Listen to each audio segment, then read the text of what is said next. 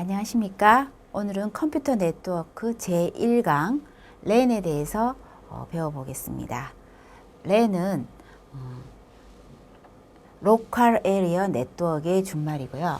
약어이고요. 로컬 에리어 네트워크.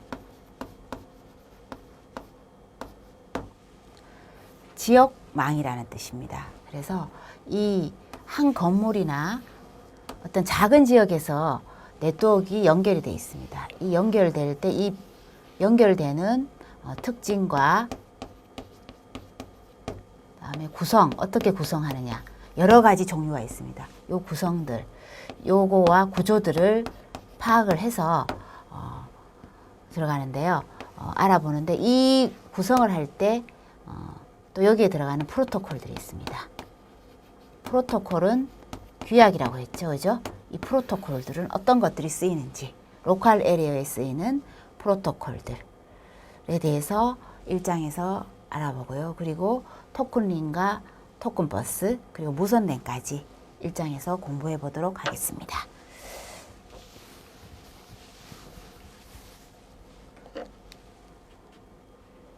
자, 랜이란 제한된 거리. 여기서 얘기하는 것이요. 제한된 거리, 한정된 공간에서 다수의 독립된 컴퓨터 기기, 그래서 이게 단말기라고 하죠. DT들이 상호 간의 통신이 가능하도록 하는 데이터 통신 시스템이다 라고 이제 정의를 우선 하게 됩니다. 그러면 이분들 케니스 제이와 하비 프리만에 의한 정의에 따른 랜은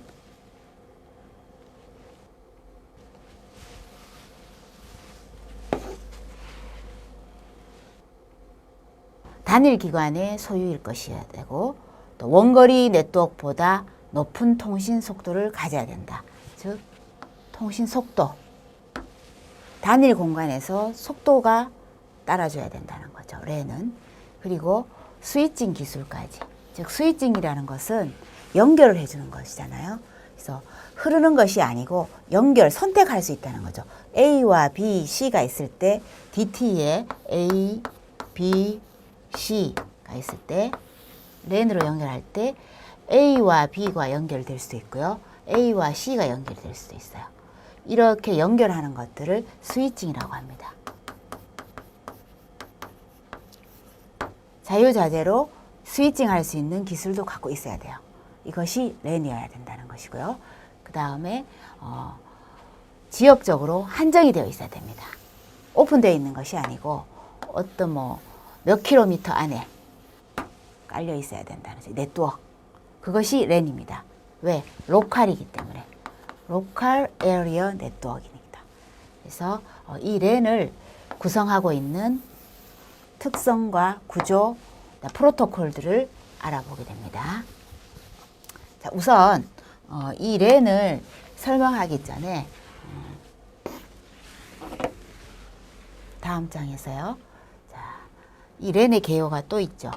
자, 플러그인 연결만으로는 네트워크의 확장, 단말 장치, 이동 변경이 허용된다는 거죠.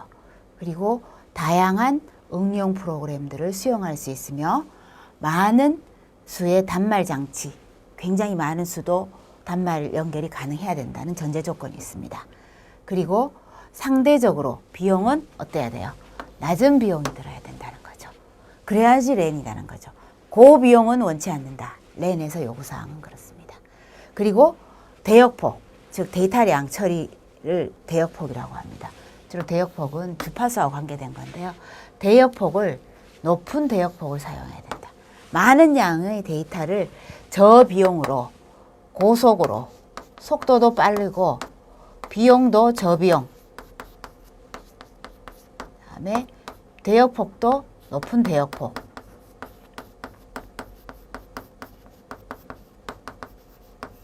굉장히 이상적이죠, 그죠? 자, 이런 네트워크가 랜이라는 거죠. 랜에서 요구하는 사항이라는 거죠. 그래서 이것을 속도를 개선시키고 비용을 저렴하게 들게 하고, 그리고 데이터량도 굉장히 많이 보낼 수 있게 해주는 이렇게 만들기 위한 것이 이제 랜의 특징이라고 보시면 됩니다.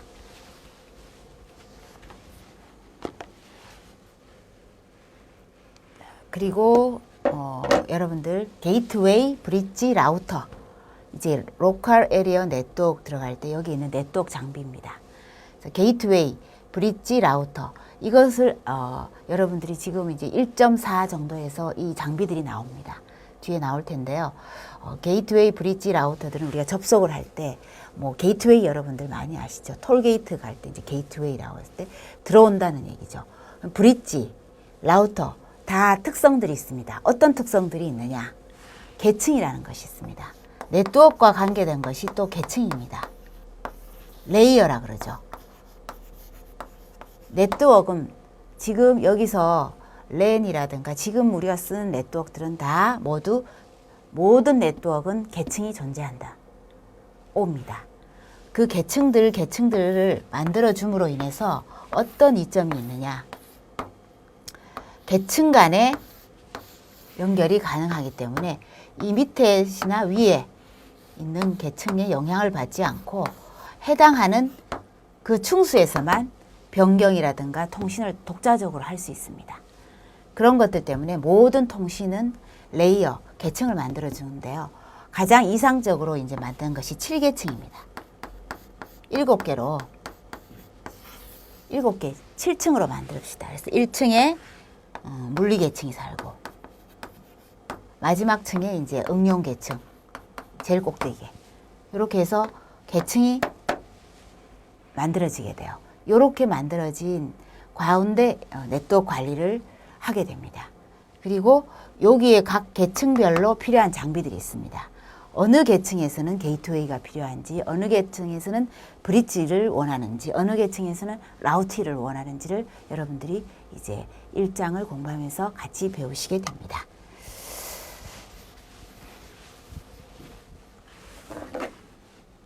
자, 그러면 제가 조금 전에 계층에 대해서 얘기를 해줬죠. 그럼 그 계층은 7계층이 이상적이다 한데 그것은 제가 독자적으로 만든 것이 아니고요.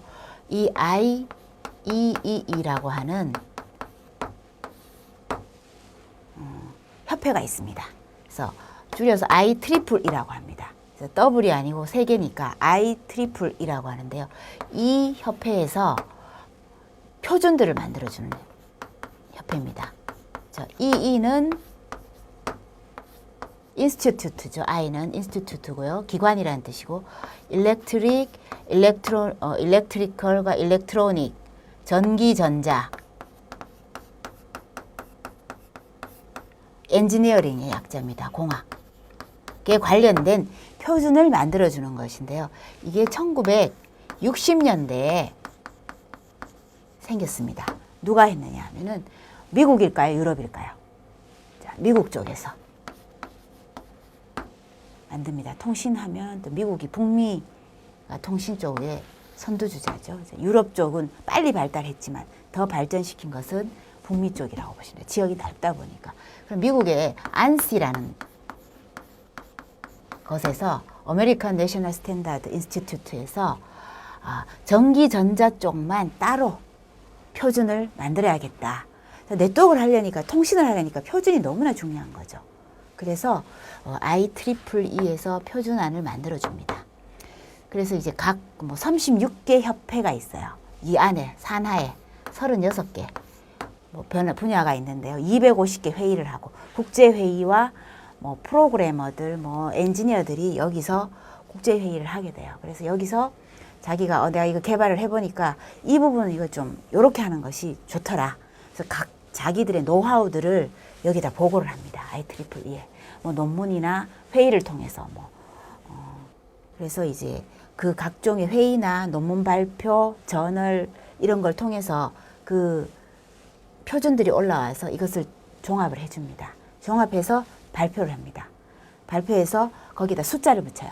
그래서 IEEE 802. 802 하면 주로 802는 이 숫자인데요. 802 하면 랜입니다. 그럼 여러분들이 앞으로 내가 랜과 관련된 기술을 개발해야 된다. 랜으로 연결된 모뎀이라든가 아니면 랜 모뎀이 아니죠. 랜에 연결된 라우터에 있는 그 알고리즘을 하나 내가 개발을 하겠다. 이러면 802 표준으로 반드시 들어가셔서, 자, 랜 중에서도 802 표준 안에서도 지금 어떤 것이 있냐면 CSMA CD, 이게 802.3이에요. 이게 익스텐션 되는데요. .4, .5, .6 하고 나가죠. .12, 11, 12 있습니다. 그러면 여기서 또 내가 CSMA CD하고 여기에 관련된 또 다른 요 분야에서 또 다른 내가 표준을 만들겠다면 802.3, 뭐 1, 3, 2, 3, 2, 3, 4 이렇게 나가게 됩니다. 그래서 그런 계열들이 있는데요. 그러면 CSMA CD 하면 이것이 바로 랜입니다. 랜과 관련된 표준들이 802.3에 있습니다. 802.4에는 토큰 링, 그다음에 DQDB, 이건 버스에 관한 겁니다. 듀얼 버스, 그다음에 FDDI 이런 네트워크들이죠. 이제 FDDI, 그다음에 IEEE 802.11, 그래서 IEEE 802.12 라운드 로빈. 그래서 거의 이쪽 쪽에 이제 기술자, 엔지니어들 개발하신 분들은 이 숫자를 거의 각인시키고 있어요. 그래서 그들만의 언어예요. 그래서 802.11에서 보면 뭐 이렇게 해서 암호처럼 왔다 갔다 해요. 이제 여러분들이 이제 전문가가 되시면, 네트워크 전문가가 되시면 이 표준안과 굉장히 표준안을 거의 많이 이제 성경책 읽듯이 바이블처럼 이렇게 어떤 책처럼 내가 좋아하는 애장하는 애장서처럼 자꾸 보게 돼요. 몇 번이고 이제 엔지니어들이 가는 길입니다. 그것이. 그래서 랜자는 802.3이라고 보시면 돼요. 랜은 802.3에서 프로토콜 이름이 뭐냐고요? CSMA CD는 랜이라고 보시면 돼요. 그럼 프로토콜 이름이나 뭐 이런 특정한 것들을 얘기해 주는데요. 그런데 여기에 보시면 피지컬 맥 LLC라고 있죠. 피지컬 맥 LLC. 그러면 802. 이 계열에서는 이런 부분들을 다 관할하고 있고요. 특별히 802.3에서는 피지컬 맥 쪽은 즉 물리 계층이라고요. 이걸 피지컬이라고 해서 맥. 그래서 이 계층에서는 별도로 이렇게 다 나눠지는 겁니다. 이 부분, LLC 부분은 공통으로 쓴다는 얘기예요. 그러면 피지컬이 다르기 때문에 신체 구조가 달라요. 즉 랜과 토큰 버스도 이게 다 달라요. 구조가 다르기 때문에 피지컬 레이어와 맥 쪽은 체계가 다를 수밖에 없는 거죠. 이런 표준을 두고 여러분들이 여기에 맞는 시스템에서 거기에서 지시해준 대로 그 표준을 따라주기만 하면 됩니다. 그러면 여기에 보시면 IEEE 802 참조 모델과 OSI 참조 모델이 있습니다. 좀 더 세분화된 거죠. 자, OSI는 또 뭡니까? 아까 제가 얘기했던 것처럼 ISO라는 표준 기구가 있었어요. International Standard Organization에서 먼저 7레이어를 선수를 쳤습니다. 7계층으로 딱 해서 만들어주게 된 거죠. 7계층을 만들어 놓고 여기에 따라라 하니까, 그러면 이 데이터 링크 레이어를 1계층 피지컬 레이어, 2계층 데이터 링크, 이거 여러분들 1계층부터 7계층까지 다 외우셔야 돼요. 1계층이 피지컬 레이어, 2계층이 데이터 링크 레이어. 자, 2계층 뭡니까? 2계층 하면은 여러분들이 데이터 링크 레이어라는 것이 연결이 될 정도로 여러분들이 잘 알고 있어야 돼요. 즉 피지컬 레이어는 거의 기계어와 기계 사이예요. 기계어와 기계어 통신하는 것이고요. 여기서 조금 더 이렇게 데이터 링크 레이어는 조금 이제 더 올라가서 거기에 뭘 어떤 껍질을 입혀주는 거예요. 2계층에서 이런 제로와 1 이런 디지털 신호만 간다고 보면 여기서는 조금 더 이렇게 어떤 그 신호 체계처럼 내용들이 더 추가돼요. 이것은 이제 우리가 감히 어떻게 번역할 수가 없어요. 그냥 선에서 그냥 바로 뭐 어떤 전파를 타고 가든지 아니면 공기 중으로 그냥 내보내주든지 선을 따라가든지 하는 일반적인 로우 데이터예요. 그리고 데이터 링크 계층은 일종의 제어문들을 가지고 있죠. 맥과 로지컬 링크 컨트롤해서 명령문을 가지고 있는 거예요. 그 명령어가 뭐냐면 통신에서는 무엇이 가장 큰 명령어예요. 어디서 어디로 가라는 게 가장 큰 명령이에요. 자, A에서 B로 갈 때, 연결해 줄 때 지금 피지컬 레이어에서는 101111 이렇게 해서 데이터 기계어로 가요. 그냥 선을 따라 그냥 보내주기만 하는 게 피지컬 레이어. 이 매체가 뭐 트위스트 페어냐, 광선이냐, 뭐 이런 부분들이 피지컬 레이어에서 다뤄지는 부분들이고요. 지금 데이터 링크, 구체적으로 이제 통신 쪽이면 데이터 링크 레이어부터 시작이라고 보시면 돼요. 데이터 링크 레이어에서는 A에서 B로 갈 때 이 실제적인 하드웨어의 주소가 가게 됩니다. 보낼 때 주소를 찍어서 보내야죠. 여러분들 택배 보내고 뭐 받을 때 주소가 있어야 되죠. 주소. 그리고 내용물이 들어가야 되죠. 주소와 내용물. 그죠? 그러면 이 데이터 링크 레이어에서는 이렇게 맥이라는 맥 주소와 로지컬 링크 컨트롤의 제어 정보를 가지고 또 상위 계층으로 올라가요. 네트워크 계층으로 올라갑니다. 네트워크 레이어. 이것이 3계층입니다. 3계층이고요. 그리고 4계층은 전송 계층이라 해서 트랜스포트 레이어, 세션 레이어, 그 다음에 프레젠테이션 레이어, 어플리케이션 레이어라고 합니다. 그래서 1계층부터 7계층까지 OSI 참조 모델에 따라서 이렇게 가게 돼요. 그러면 A에서 B로 갈 때 주소와 내용물을 가지고 이 단계별로 포장을 거치게 돼요. 7개. 1, 2, 3, 4, 5, 6, 7 해서 거치게 됩니다. 그리고 B도 마찬가지입니다. 1, 2, 3, 4, 5, 6, 7 이렇게 해서 내가 여러분들에게 A라는 사람이 B라는 사람에게 정보를 보낼 때요. 이 7계층이 동시에 동작하게 됩니다. 그래서 정보를 보내면 1에서부터 7까지 쭉 단계를 거쳐서 가게 되는데요. 각각의 장비에 따라서 1, 2계층만 필요한 장비일 경우에는 서로 따로따로 통신할 수 있어요. 그리고 3, 4계층, 뭐 3, 4계층이냐 4, 5계층이야.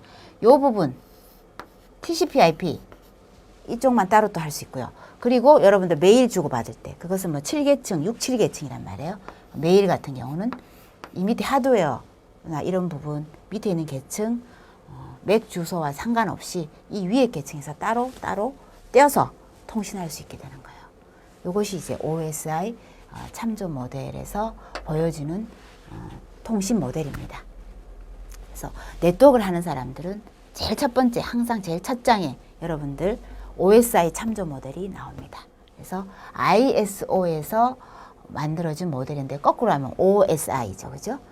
ISO에서 OSI에서 참조 모델.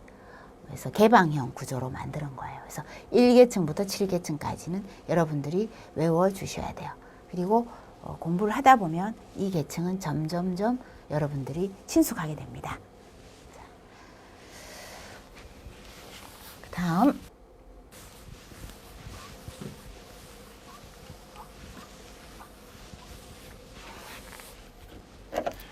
2계층 1.1 자, LLC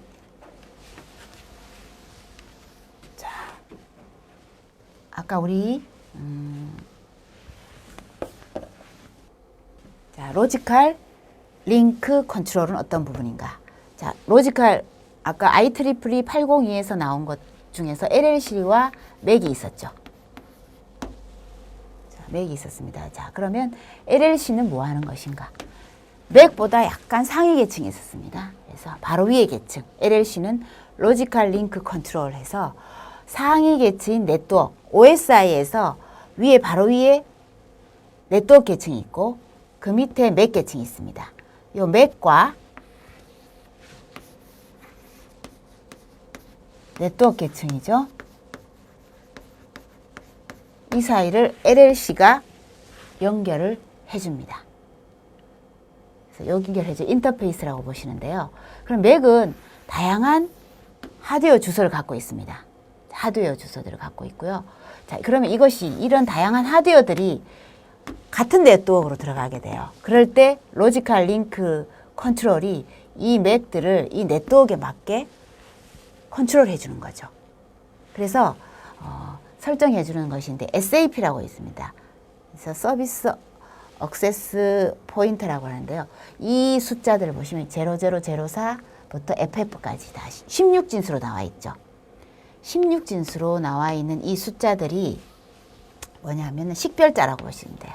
SAP 등록을 해주는 겁니다. 식별할 수 있어요. 이 LLC 정보로 가지고 상위 계층이나 매개나 네트워크 계층이 아니면은 상대방에서 똑같은 LLC에서 확인할 수 있어요. 이 정보를 가지고 SAP에 00 FF까지 있죠. 그러면 여러분들이 특이할 것이 이제 IBM SNA 노벨 네트워크이면은 E0 이 정보에 E0가 포함되어 있으면 얘는 노벨에서 해주는 랜이구나. 그다음에 F0면 IBM 계열의 네트워크이구나, 랜이구나, 그죠? 이렇게 식별할 수 있는 거죠. 그리고 6번이면 이건 인터넷 프로토콜, TCP/IP하고 연결돼 있고 80 이러면은 이더넷이죠. 이것이 제록스 네트워킹이죠.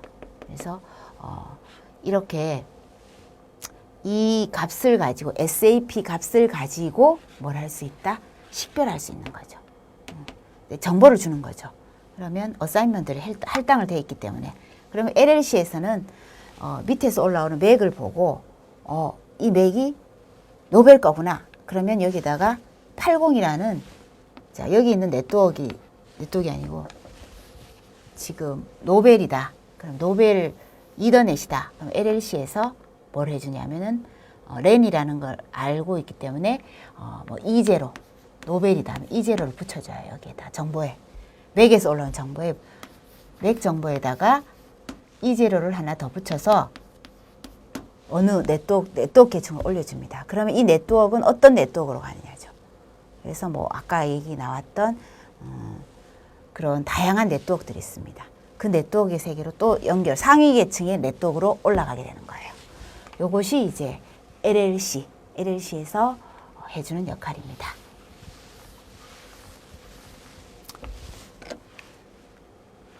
그럼 맥은 어떤 걸 해주나? 실제적인 맥은 미디엄 액세스 컨트롤. 그래서 미디움이라는 게 뭐예요? 매체라는 거잖아요. 매체. 그죠? 매체.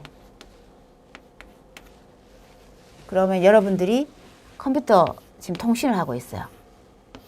컴퓨터와 컴퓨터 간에 통신을 하고 있으면 내가 지금 랜 카드를 여기에 꽂아놨어요. 이 랜 카드에 보시면 여러분들이 그 코드 넘버들이 이렇게 적혀 있어요. 그 코드가 있어요. 랜 카드를 이렇게 여러분들이 컴퓨터 여셔서 보면 거기에 뭐 0x, 2d 이런 식으로 16진수로 이렇게 주소들이 들어가 있습니다. 그러면 이쪽 랜, 또 다른 랜에서는 여기에도 랜 카드에 일렬 시리얼 넘버들이 있습니다. 요것이 바로 이제 일종의 맥 주소인데요.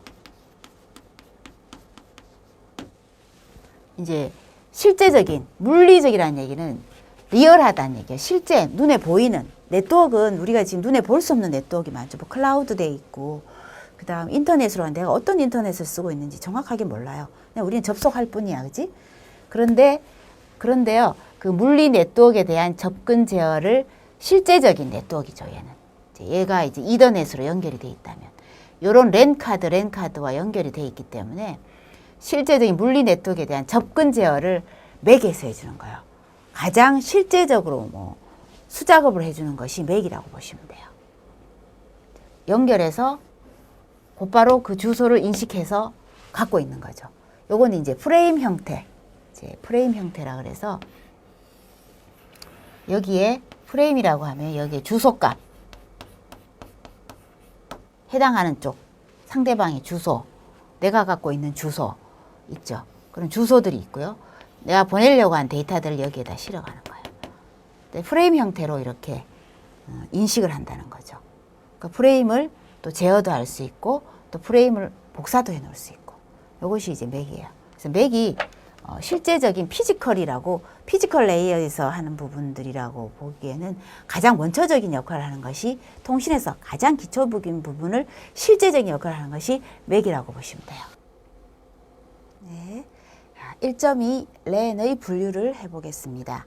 랜이 어떻게 분류를 해주느냐는 그 형태에 따라서 랜이 어떻게 구성되어 있는지 그 형태에 따라서 분류를 해보는 방법을 우선 보겠는데요. 그 토폴로지라고 있습니다. 토폴로지라는 것은 네트워크에서 각 호스트 또는 스테이션들을 연결하는 케이블이라든가 그 케이블이 어떻게 연결이 되어 있는지 하는 그런 모양에 따라서 분류를 해주는 것이 토폴로지에 의한 분류라고 보시면 됩니다. 그래서 이 토폴로지에 따라서 분류되는 것을 나누어 보자면 형태에 따라서 분류되는 것을 성형, 즉 별이라는 얘기죠. 별. 그다음에 버스. 여러분들처럼 버스는 어떻게 가요? 그냥 길게 그냥 가 있죠. 일직선으로 쭉 간단 말이에요. 그래서 이렇게 네트워크 이런 식으로 길게 구성이 되어 있다는 것이고 또 트리형. 트리형은 기본적인 것은 이런 버스형인데요. 버스형에서 또 여기에서 또 나와서 또 하나의 버스가 또 만들어지는 겁니다. 여기서 또 나와서 버스가 만들어지는 이런 형태로 나오는 것이 이제 계층 구조화되어 있는 것이 계층을 만들어 줍니다. 네트워크의 계층을 만들어 주는 것을 트리형이라고 하고요. 또 링, 토폴로지에 따른 분류에서 또 링형이 있는데요. 링은 오픈된 구조예요. 이게 클로즈 되어 있습니다. 이렇게 오픈되어 있지 않고 다 이렇게 클로즈 됩니다. 그래서 A, B 각각의 호스트들이 C, D 이런 형태로 되어 있으면서 클로즈드 되어 있는 형태를 링형이라고 합니다. 즉 케이블의 구조에 따라서 이렇게 랜을 성형, 버스형, 트리형, 링형으로 분류를 해주게 됩니다. 그 다음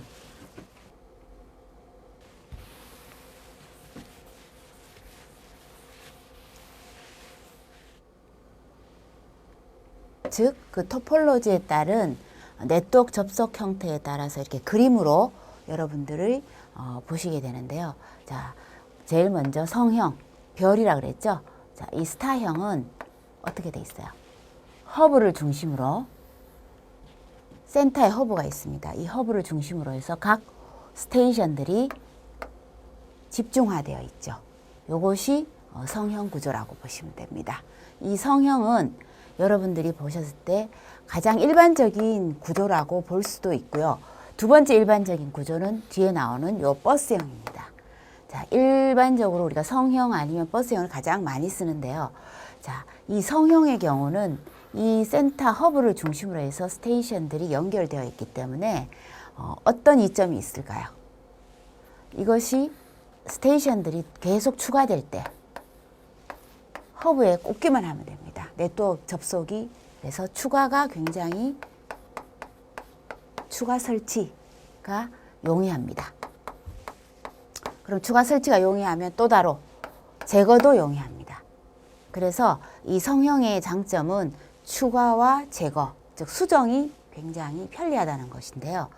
일반적으로 회사에서나 여러분들이 아니면 그 학교 같은 연구실에서 이 성형 구조를 많이 씁니다.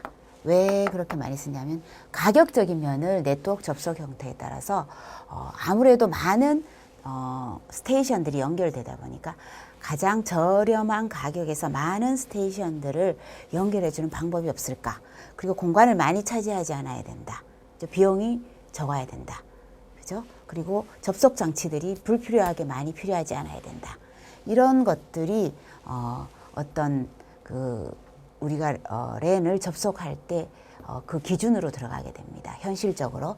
그랬을 때 성형은 지금까지는 이 추가 용이가 용이하다는 것 때문에 쉽게 용이하다는 것 때문에 뭐 거리 가정에서나 심지어 뭐 회사 이런 쪽에서도 뭐 소규모의 회사들은 이 성형 구조를 대부분이 일반적으로 많이 쓸 수밖에 없습니다. 그런데 요것에 이제 단점도 있겠죠. 장점은 추가와 이제 제거가 용이하다면 단점의 경우 이제 여러분들이 한번 살펴보시면 자, 단점은 이게 다 중앙 집중화되어 있죠. 허브에 집중화되어 있기 때문에 이 허브가 예를 들어서 다운이 되어 버렸어요. 문제가 생겼어요. 그러면 이 각 스테이션들이 작동을 못해요. 얘로 인해서 다른 스테이션들까지 영향을 받게 됩니다. 그래서 이런 문제들 다 올스톱돼요. 허브가 문제가 되면은. 그런데 이제 또 이것이 장점이 될 수 있어요. 허브만 문제가 아니라면 이 스테이션 하나의 스테이션이 문제가 돼도 정상적으로 작동이 됩니다. 전체적인 것이 단말의 경우나 스테이션이 문제가 생겼을 때는 괜찮은데요. 허브 자체에서 문제가 생겼을 때는 심각한 문제가 발생이 되게 돼요. 그래서 이런 성형의 경우에는 이 특성에 맞춰서 여러분들이 이 스타일로 할 것인가 아니면 뭐 다른 스타일로 할 것인가를 결정하게 됩니다. 그럼 두 번째, 버스형. 이것도 일반적인 거예요. 그래서 성형과 버스형이 가장 일반적으로 많이 사용되는 접속 구조인데요. 자, 버스형의 경우는 어떻게 돼 있어요? 쭉 연결돼 있죠. 연결되어 있어서 각각의 스테이션들이 연결되는데, 자, 여기에서는 어떤 것이 장점이냐? 최강점, 버스형의 최강점은 이런 허브 장치 별도 필요 없어요. 센터를 컨트롤할 수 있는 것이 별 필요가 없고 어디에서 다 만들어지냐? 각각에 있는 그 프로그램들에 의해서 만들어져요. 대신 요 각각은 룰은 갖고 있어야 돼요. 이 각각의 스테이션들의 소프트웨어들이 다 깔려 있게 돼요. 소프트웨어나 프로토콜들이 있습니다. 프로토콜, 즉 규약 같은 것들이 있어서 원칙을 정해놓고 거기에서 내가 가는데 특별히 이 네트워크가 지나가는데 특별한 문제가 없다면 일반적으로 이 버스형은 가장 평범하면서 가장 비용이 저렴합니다. 비용 면에서 버스형이 가장 유리해요.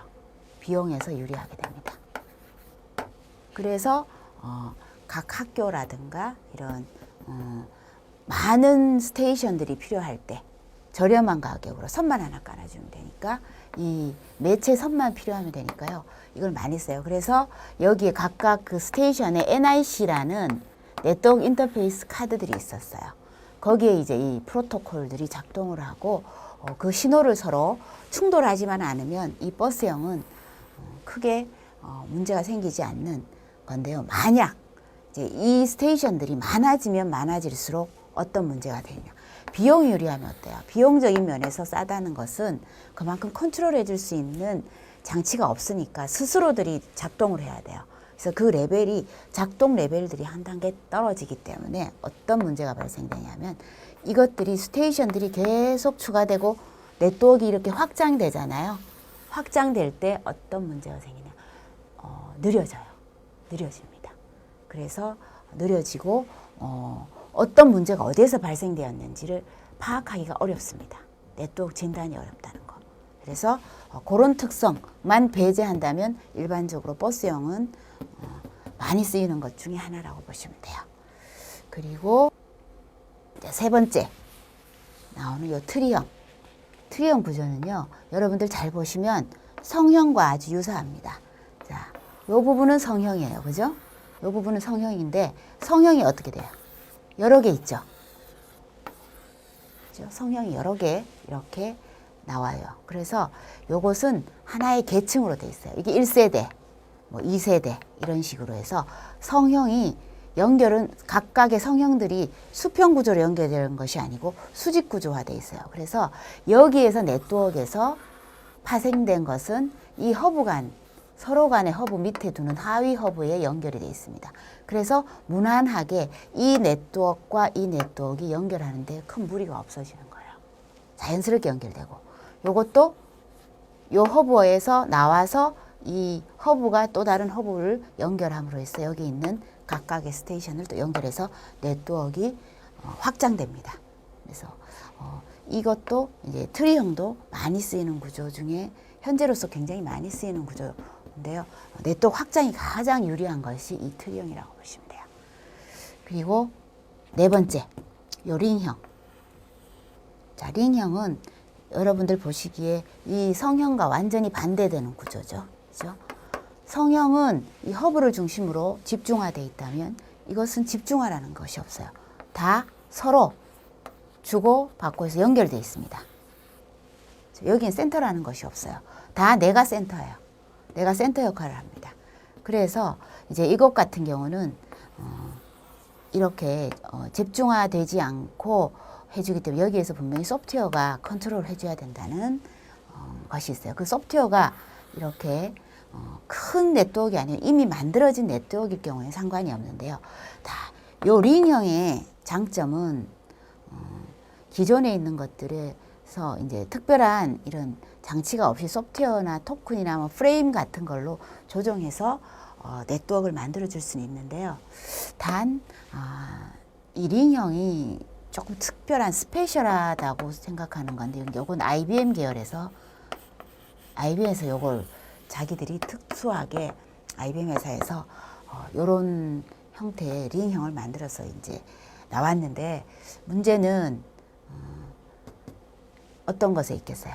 여러분들 잘 보시면 자, 내가 여기에서 추가를 시키고 싶어요. 스테이션 하나를 추가시키고 싶을 때 이 링을 절단을 해야 되는 것이 그런 문제가 생겨요. 즉 매체를 건드려줘야 돼요.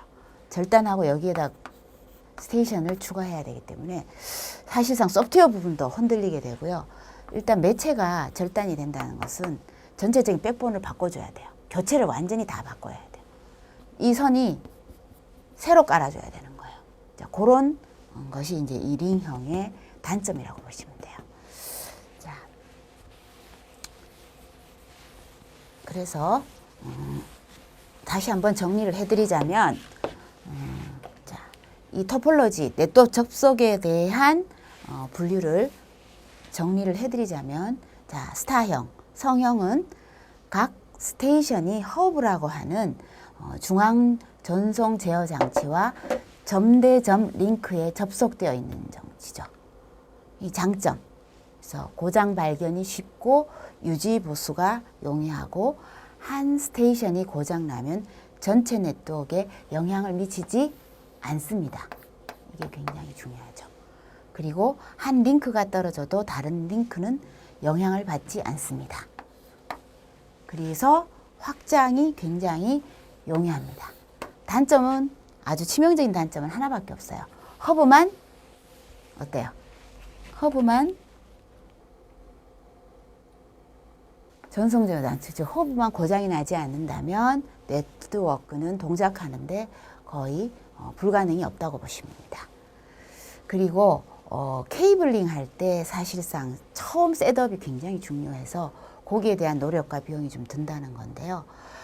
그리고 요것은 이제 아까 허브 장치를 위치로 해서 이렇게 스테이션들이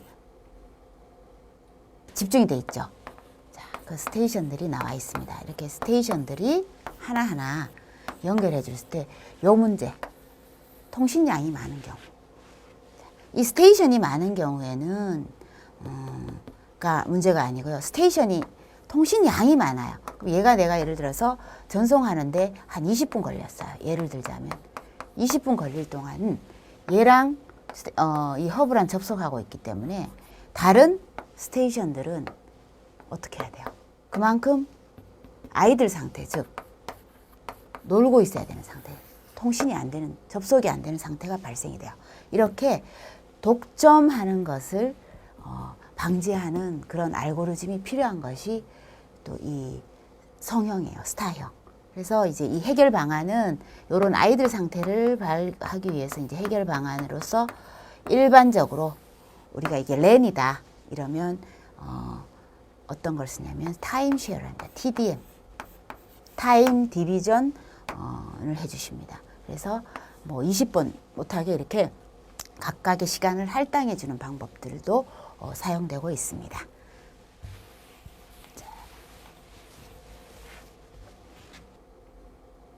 그 다음은 버스형. 자, 케이블이 하나의 긴 케이블이 네트워크상의 모든 장치들을 이렇게 쭉 연결해 주는 중추 네트워크의 역할을 하는 형태를 버스형이라고 합니다.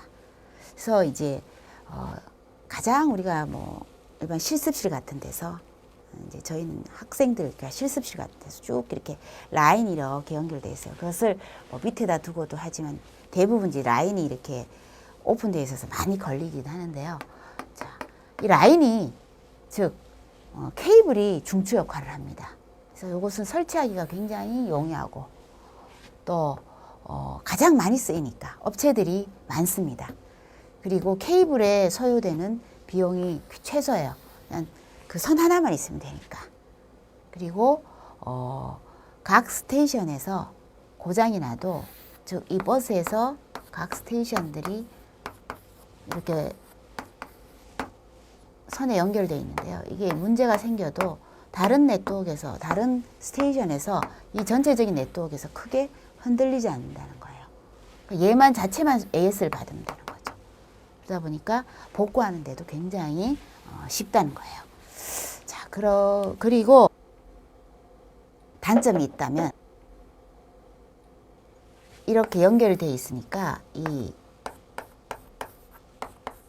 버스형으로 연결된 상태가 있으니까 이걸 없앨 때 분리하고 싶어요. 그러면 이미 여기서 만들어져 있기 때문에 이것도 재구성이나 결합의 분리가 어려움이 있습니다. 그리고 이것이 랜이 이 스테이션들이 많이 확장이 된 것은 문제가 없는데요. 이 같은 구역 내에서 이제 같은 단거리 내에서는 큰 문제가 없는데 이것이 먼 거리까지 갈 때 원거리로 갈 때 뭐 다른 방이라든가 다른 층으로 갈 때 랜이 갈 때요. 이 거리가 멀어지면 멀어질수록 여기서 어떤 현상이 발생되냐 하면은 신호가 약해집니다. 그죠? 멀리 이렇게 갈 때 여기 있는 신호를 또 버스선을 하나 이렇게 끌어내서 다른 방으로 갈 때 신호들이 점점 이게 한계가 있기 때문에 1km 이상 지원이 되지 않기 때문에 버스는 그래서 전체 스테이션에서 성능이 좀 떨어져요. 아니면 이게 중계기가 또 필요합니다. 여기에 장치 하나가 들어가서 얘들을 증폭시켜줘야 돼요. 이 신호들을 더 잘 전달될 수 있게 그런 중계기가 필요해요. 리피터와 같은 중계기가 필요합니다. 그래서 스테이션의 수가 증가하면 증가할수록 처리 능력이 급격히 감소합니다. 또 그래서 이 먼 거리나 아니면 큰 뭐 이런 작은 건물이나 뭐 한 층 이런 정도에서는 랜이 괜찮은데요. 뭐 그걸 다른 건물에 있는 것과 연결할 때는 장비가 필요합니다. 그리고 성능도 떨어지고 그래서 이것은 작은 규모에 필요할 때는 버스형을 쓰지만 네트워크의 부하가 많아진다든가 숫자가 스테이션의 수가 늘어난다든가 거리가 멀어지면 멀어질수록 버스형은 힘을 발휘하지 못하게 됩니다. 자, 그것이 이제 버스형의 특징이고요. 그러면 버스형 다음에 나오는 트리형. 트리형은 성형의 변형입니다. 그래서 트리에 연결된 스테이션들은 1차 허브에 먼저 연결이 되고 그 밑에 또 2차 허브, 그러니까 1차 허브 밑에 2차 허브, 그죠? 2차 허브 밑에 또 2차 허브 밑에 3차 허브. 그래서 1차, 2차, 3차 허브들이 있어서 각각의 네트워크들이 스테이션들이 이렇게 네트워크를 만들어주고 있습니다. 크게 만들어주고 있어요.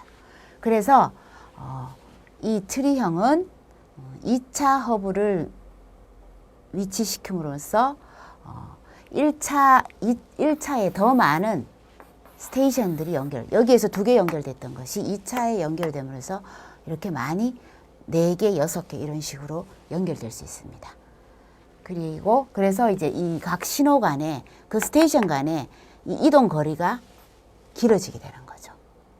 버스형에서는 여기에서 막혀 있던 부분들이 이 2차, 3차 버스형을 확장시키려면 이 트리형 구조를 이용하면은 굉장히 유리하겠죠.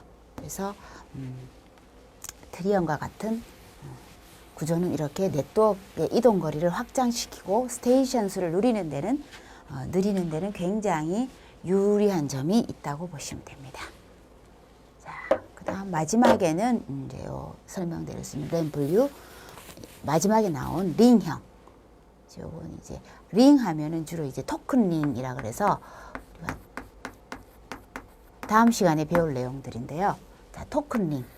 그래서 요것이 이제 IBM에서 개발한 네트워크 구조입니다. 지금까지 버스나 스타형 같은, 특히 버스형 같은 경우는 앞에 나온 버스형은 이더넷이라고 그러죠. 이더넷. 제록스사에서 나온 네트워크 구조인 이더넷에서 버스형을 주로 쓰고 있고요. IBM에서는 이 토큰링을 자체적으로 좀 독특하게 쓰고 있습니다. 그래서 링 하면 IBM 계열을 떠올리시면 됩니다. 그래서 닫힌 루프 형태로, 그래서 IBM의 컴퓨터 네트워크는 지금 IBM 같은 경우는 뭐 대한항공과 같은 이런 항공사라든가 예전에 이제 IBM의 그 대형 스테이션을 워크스테이션 같은 것들이 이제 IBM 계열을 많이 썼는데요.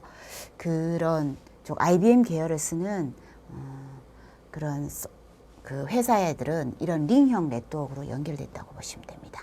그래서 닫힌 루프 형태로서 각 스테이션이 자신의 양쪽 스테이션과 전용으로 점 대 점으로 연결되어 있다. 그죠?